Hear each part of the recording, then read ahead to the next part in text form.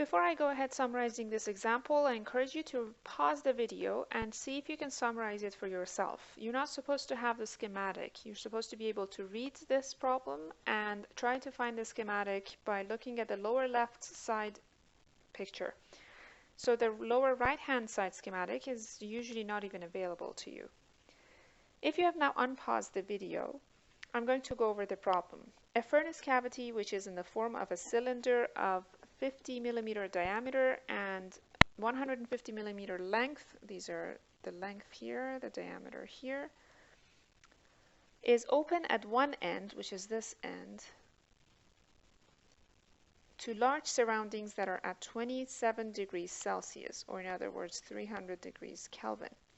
The bottom of the cavity is heated independently, as are three annular sections that comprise the sides of the cavity. So this is the first section, for example, or we call the bottom one section 1, this one section 2, and then middle one section 3. You see that we've separated those. And then the top area, which is this side, section 4. All interior surfaces are maintained at 1650 degrees Celsius.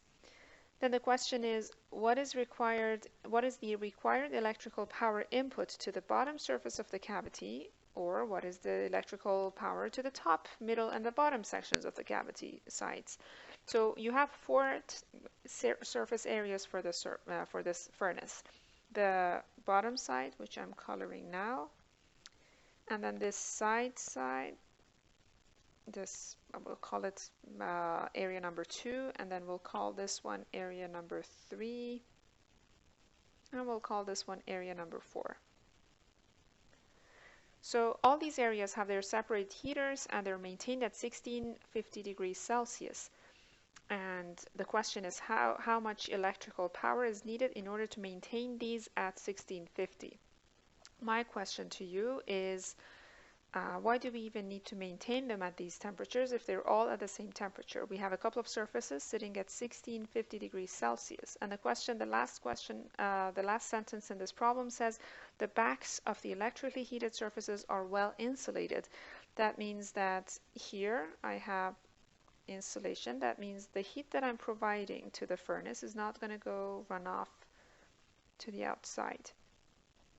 All the heat that I'm providing is going to end up on the furnace surface. It's not going to be conducted anywhere. I've insulated it. So then the question is, where is the route of escape for heat? Where is the heat being lost if all the surfaces are at 1650 and I've actually insulated the backs of the heater? Think about that, pause the video, and then come back and check your answer. If you have now unpaused the video, I want you to take a look at the top side of this furnace. Although all the surfaces are sitting at 1650 degrees Celsius, the top side is open to surfaces that are at much lower temperature, 27 degrees Celsius or 300 degrees Kelvin. And that is the route of escape for heat. You're losing your heat through radiation to this area, to all these surfaces that are sitting outside. Any surface that is facing that top surface or in a way sees that top surface is losing heat by radiation to those other surfaces. So that is why we do need to recover the heat that we're losing. So we do need to maintain the temperatures at 1650 by bringing in bringing in electrical heaters and using some electrical power to maintain them at 1650. Now, if I want to actually solve this, what I know so far is I have some relations for radiation exchange between surfaces, and also I have some relations between radiation exchange for enclosures. I'm going to use those in order to come up with a solution for this. Now, let's get that started.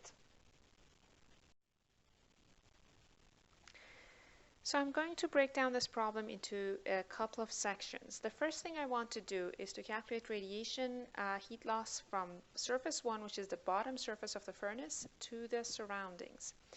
The surroundings areas are quite large, and I can assume that the irradiation from the surroundings, because they have large areas, is going to be like emission from a black body. So I can assume that the surroundings are like black body with emission following the rules of emission for black body at temperature 27 degrees Celsius.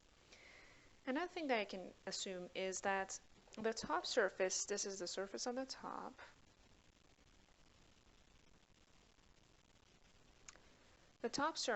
because all the radiation loss from any surface to the surrounding has to go through the surface, I can assume that this is my surrounding surface, and it's going to be like a black body sitting at temperature 27 degrees Celsius. So I'm going to now find out what my radiation loss from surface 5 at the bottom to the top surface is. At the bottom I have surface 1, and I'll call top surface 5. So now I'm going to find what the radiation exchange between 1 to 5 is. In other words, area 1 F15, we know the relation for radiation exchange between two areas, so I'm going to say Q15 is going to be A1 F15, Stefan-Boltzmann constant T1 to the power 4 minus T5 to the power 4, or if I want to, I can switch this to A5 F51, and the rest of the relation stays the same. Depending on which one I want to use or which VU factor is easier to calculate for me, I'll use any one of these two. I'm going to look at what I have from the tables for calculating the VU factors. The very first step is to calculate the VU factors in most of radiation problems. So I'm looking at the coaxial parallel disks, figure 13.5, and I'm looking at two disks that are facing one another. Now the one in your textbook is actually with different radius, but we have the top and the bottom of the furnace sitting at radius 0.05 meters, so they're the same radius. But these are the relations that are listed on the top middle of the slide. I'm going to just use those relations in order to calculate an S value, and then that S value goes in here and here in order for me to calculate Fij. So I'm going to try to do that. So for me to calculate F51, I'm going to pick this relation. So I'm calculating F51, and in order to calculate that, I'm going to, let me just write it as calculation. First I have to calculate my S value. S is equal to 1 plus Rj to the power 2, and Rj is defined as the radius of the top surface divided by L, and I'm going to just use that. Radius of the top surface is 0.05 to the divided by 2, that's my radius, and I divide that by 0.15 length or the distance between the two disks. That's my Rj to the power 2, and then Ri to the power 2, which is exactly the same. So it's going to be again 0.05 divided by 2, the diameter divided by 2 gives me the radius, and then I'll have to divide that by the distance between the two surfaces, which is 0.15, again to the power 2. And that should give me the S value to be 1.167. So now that I have the S value, I should be able to substitute that in my F51 relation, and that should be 1 over 2. I'm just following the formula. 167 minus 167 to the power 2 minus 4, and then you put your Rj and your Ri. I shouldn't have written this. This is going to get very long. So Rj and Ri are actually going to cancel with one another. They're actually the same. So I'm going to say 1 to the power 2, and then bring this to the 1 over 2. I'm just following that formula, and that should give me F51 equal to 0.0263. Now that I have that, I can calculate Q51 from the top relation. So Q51 is equal to my area 5, which is the same as area 1, doesn't really matter. That's going to be pi over 4 d to the power 2. Diameter is 0.05 to the power 2. That's my area. And then F51, which is my VU factor that I just calculated, 263. And Stefan-Boltzmann constant is 5.67 by 10 to the negative 8 and close that. And now the two temperatures, T1 minus T5. Temperature of the surface at the bottom of this furnace is going to be 1650 degrees Celsius, so it's going to be 1650. By the way, you have to use kelvins in all radiation calculations, so this plus 273 to the power 4 minus 300 to the power 4. 27 plus 273 is 300, and that should give me Q15 equals to 39.9 watts. This is the radiation from surface 1 to. So now I'm looking to calculate the radiation exchange between the surface 2, which is the bottom here, and the top surface here. Now when I say radiation exchange, I already know that surface 2 is sitting at 1650 degrees Celsius, and that top surface is sitting at 300 degrees Kelvin, and I already know that we will be losing radiation to that top surface. So in order to calculate that, again, I'll use my radiation exchange relation, which is Q25, A2, F25, Stefan-Boltzmann constant, and T2 to the power 4 minus T5 to the power 4. I can also say that this A2, F25 is equivalent of A5, F52. I'd rather calculate F52 than F25, and I'll explain why. It's just a matter of preference. You can use either one of these relations.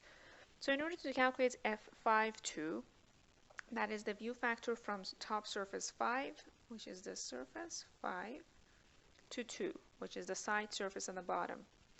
Now, in order to come up with a relation that it describes that for me, I go check my tables, and there's not a direct view factor given to me for a disk that sees a side cylindrical surface.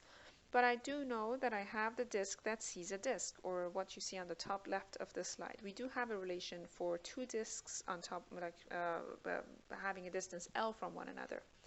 So in order to take advantage of that, here's what I say.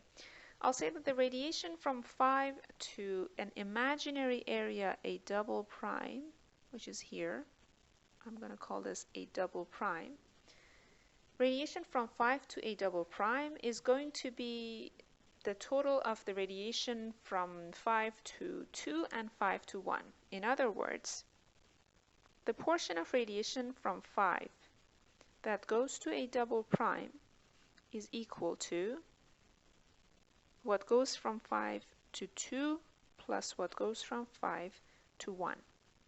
I already know how much of 5 goes to 1, what portion of it goes to 1. If I can calculate how much of 5 goes to A double prime, I'll be able to calculate F52, which is what I'll need, which is this that I need. So that's the plan. I'll have to calculate F5 A double prime. In order to calculate that, these are two disks with some distance from one another, and I have already done some calculation like this in the previous slide. So I'll be able to just use the two disks relations for that. Starting from the top, middle top of the slide, I'll have to calculate my Ri, which is Ri divided by L. The radius is 0.05 divided by 2. Whoops. And then I'll divide that by the distance between disk A double prime and surface 5. So that's going to be 0.10. Rj is also equal to that, 0.05 divided by 2.10. And then from there, I'll be able to get my S equal to 0.25. I'll substitute that in the relation here. And that should give me Fij, well, not Ij, I'm just repeating it. So that should give me F5 A double prime equal to 0.0557. So now that I have that, I'm going to go back to the relation on the top and say that this is 0.0557 equal to F52 plus F51 from the previous slide. F51, I already calculated that. That was 0.0263. And this should give me F52 equal to 0.0294. So F52, now that I've calculated, I'll use it in the top relation, so in my heat exchange calculation. So I'll say that Q25, or the heat loss from surface 2 to 5, is equal to, and I'm going to use the second one, the not the relation starting with A2F25, the one starting with A5F52, because that's what I calculated just now. So I'm going to calculate A5, which is again pi over 4, diameter to the power 2, which is 0.05, 0.05 to the power 2 multiplied by 0.0294, which is the view factor that I just calculated, and then I have 5.67 by 10 to the negative 8. That's my Stefan-Boltzmann constant. And then I get to the temperatures, which is temperature of surface 2, which is 1650, but plus 273 Kelvin to the power 4, minus 300 to the power 4, and that should give me Q25 is equal to 44.7 watts. Again, in this step, we're going to do exactly what we did in the previous step. Now here, I need to calculate the radiation exchange between surface 3, which is the middle surface, and the top surface. So the top surface would be my surface 5, and the middle surface is what I see here. And again, what I'm going to do is what I did in the previous slide. If you're not following this step, you have to go back a couple of minutes to see what I did for the previous slide. So again, I'll come up with an imaginary area here, and I'm going to call it A prime. And I'm going to say whatever radiation passes through this is what goes onto surface 3, and what goes onto surface 2, and what goes onto surface 1. So in order for me to calculate F53, I'll be able to say that F5A prime is equal to F53 plus, plus F52 plus F51. And I know that the last two, I have them from the previous slide, so those will give me F53 to go here. So I have to start calculating F5A prime then. 5 and A prime are both two, again, disks or circular areas, and I'll use the relations that are available to me. Again, I'll go calculate my RI. RI is equal to 0.05 divided by 2, and then divide that by the length or the distance between the two disks, which in this case is going to be 0.05. That's equal to my RJ as well. I'm not going to repeat it. And those two are going to give me an S that is equal to 0.5, and together all of them are going to give me F5. I'm using this relation here. F5A prime is going to be equal to 0.1716. Once I calculate this, I substitute in these F relations to get my F53. So I'm going to say 0.1716 is equal to F53 plus F52, which from the previous slide is 0.0294. F51, or the portion of radiation from 5 to 1, I've already calculated that one as well. That's 0.0263. So because I have the three of them, F53 should be coming as 0.1163. So once you have this, you can now go back to the radiation exchange relation to actually calculate how much heat is being lost from surface 3 to the top. So that's going to be Q from surface 3 to the top, which is 5, is equal to, again, my area is a circular area, area 5. I'm using this side of the relation. So this relation I'm using. So area 5 is going to be pi over 4, 0.05 to the power 2. And then F53 is going to be 0.1163. I just calculated that. And Stefan-Boltzmann constant is going to be 5.67, 10 to the negative 8. And then I get to my temperature, which is 1650 plus 273, both of them to the power 4, minus 300 to the power 4. And that should give me Q35 equals to 177 watts. That's the heat loss from 3 to 5, or from surface 3 of the furnace to the surroundings. Notice that as I go more to the top, my losses are actually increasing, which you can imagine why. Your view factors are increasing. The temperatures are the same on all the surfaces of the furnace, but you notice that as I'm getting closer and closer to the top, there's a larger view factor that I'm using. In other words, you see more of the outdoors or more of the surroundings to lose heat to, and that's why you lose more heat to those areas. Now, in this step, I'm trying to calculate the heat loss from surface 4. This is my last step or last heater. I'm trying to calculate the heat loss from this step all the way to here.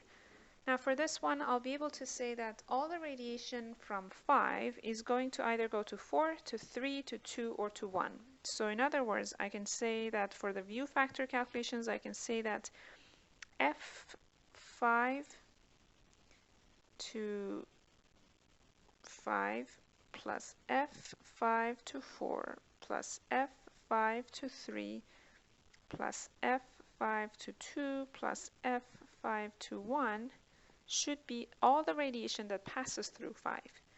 I know 5 to 5, which is the top surface, flat surface, is going to be 0. Flat surfaces don't really radiate on themselves, so that should be 0. And then the other ones, I have calculated F5, 3, and 2, and 1. So I'll just write those. So I'll say F5 to 4 plus F5, 3 was 0.1163, we calculated that, plus the one F52 is 0.0294, plus this next one was 0.0263 is equal to 1, and that should give me F5, or the portion of radiation from 5 that arrives at 4 is going to be equal to 0.828. So now I've got my F54. Where do I use this? I use it in order to calculate my Q4 to 5. Q, or radiation exchange between surface 4 and 5, is going to be A4 F45 multiplied by your Stefan-Boltzmann constant and the temperature differences, or A5 F54. Either one of these will work. I've got my view factor for F54, so I'm going to use the second. So I'm going to say F45 is equal to my area 5, which is again pi over 4, 0.05 to the power 2. That's my area 5. It's a circle. And multiply that by the view factor that we just calculated. It's quite large. Most of your radiation is going to be lost through the top surface, 828. And then Stefan-Boltzmann constant, which is 5.67 by 10 to the negative 8. And then your temperature is 1650 plus 273 has to be Kelvin to the power 4 minus 300 Kelvin to the power 4. And that should give us Q45 equal to 1260 watts. Again, compare this heat loss to the other ones and see how the more you get to the top, the more heat losses you're going to have through radiation because of your view factor increasing.